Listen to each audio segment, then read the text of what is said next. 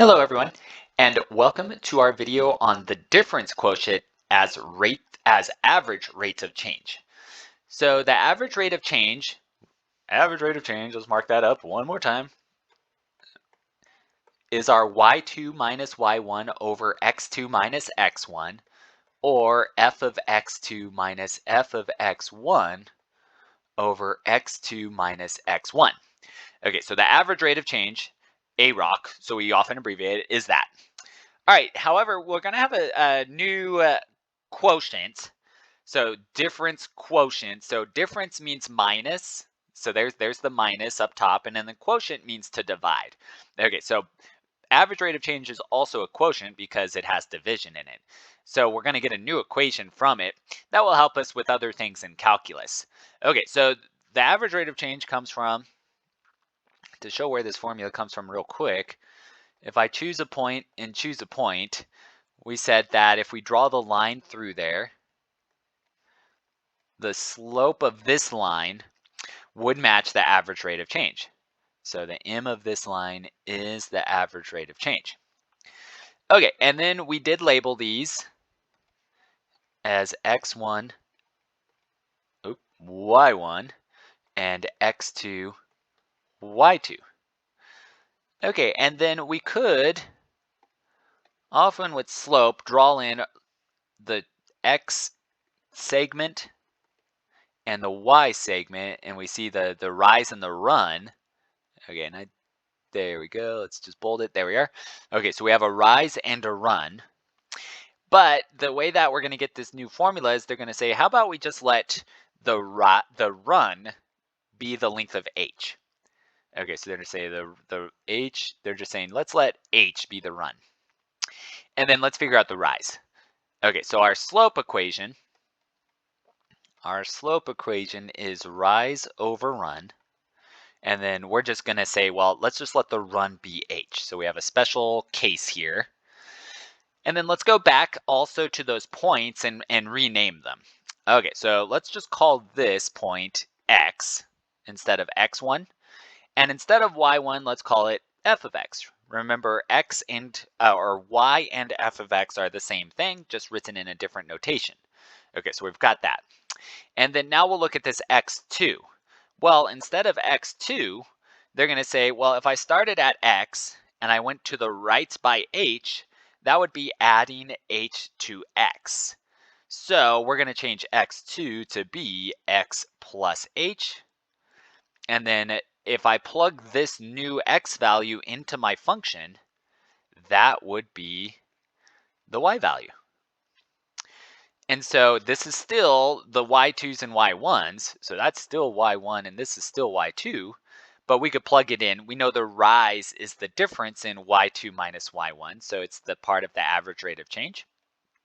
So we've got our y2 is f of x plus h minus our y1, which is f of x. Okay, so that's the y2, that's the y1. So that's where that equation comes from. So it's just a special slope.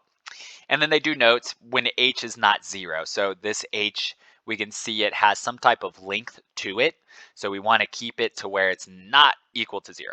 Okay, so anyway, so that's that. All right, and then in these scenarios, okay, so that's where the formula comes from. For this, it says for each function, find the simplified form of the difference quotient and then complete the following table. All right, so for number 1, to do the difference quotient, we've got, let's rewrite it right here. So f of x plus h minus f of x over h. All right, so the way we're going to break this down, we do have f of x plus h. So this, I'm going to color code. And we're just going to take that right here, right below, and evaluate it. Okay, so f of x plus h is telling us change all of those x's in that equation to x plus h. So they already did it for that one, and then we need to do it for the others. So it would be 3, and then parentheses x plus h squared minus 5, parentheses x plus h plus 2. Okay, and then now we need to do some simplifying. Okay, so our f of x plus h on the left is good. We have 3. This needs to get FOILed. Okay, so x plus h squared is x plus h times x plus h, and then still minus 5 times x plus h, and then plus 2. Okay, so now we can see it. Now we can see it for real. FOIL still. Okay, so when we FOIL, we've got, so f of x plus h is fine. Still 3 is fine. So foiling this out, I'm going to make that a little bolder. We'll FOIL x times x is x squared. X times h is xh. H times x is also xh. H times h is h squared.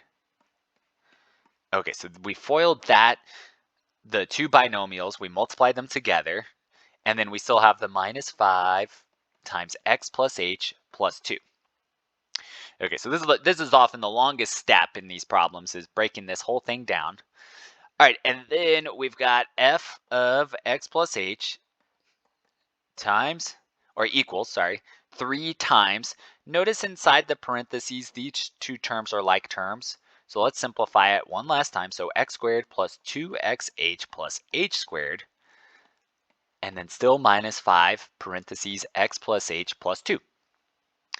Okay, we're almost there. We've got f of x plus h equals, now let's distribute the 3.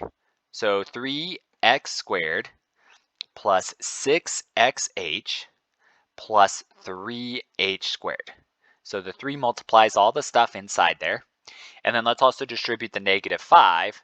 So minus 5x minus 5h, and then still plus 2.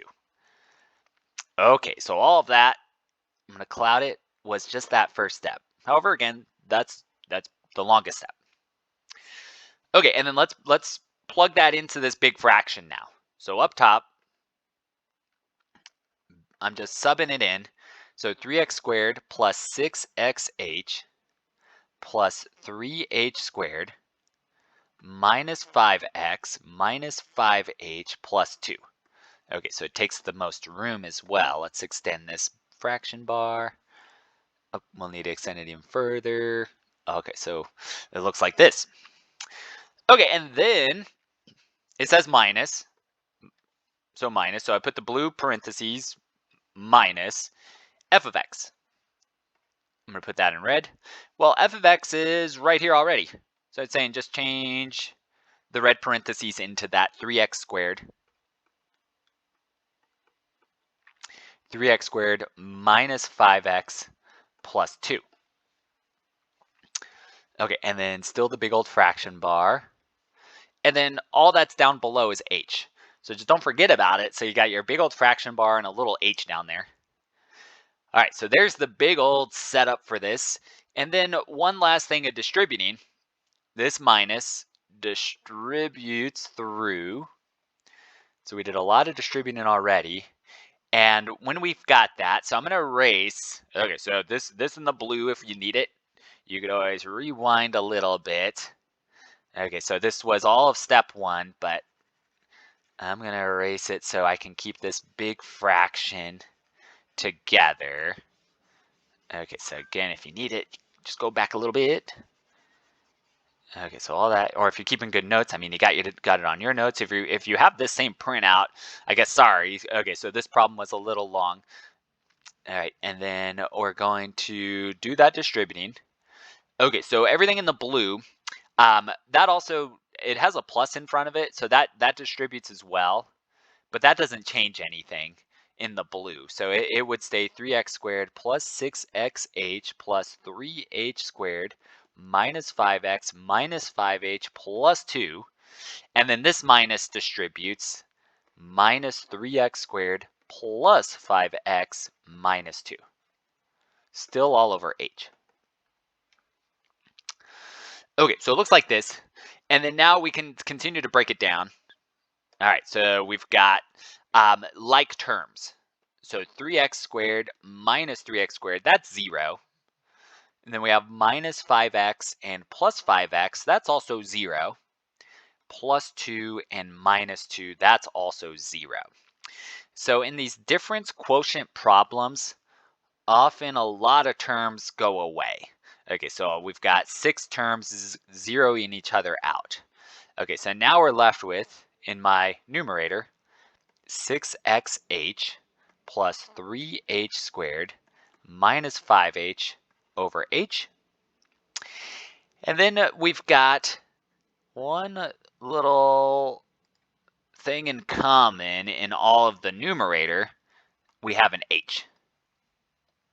So that means we can factor out that h. So we're almost there. So we would have h gets factored out, and then we'd be left with 6x plus 3h minus 5 over h. And then now we can do one last thing of canceling. So once you have multiplication in a numerator like we do, we can cancel. So those h's cancel, and we're left with 6x plus 3h minus 5. Woo, okay, a lot of work to get there. Okay, so that was finding and simplifying the difference quotient.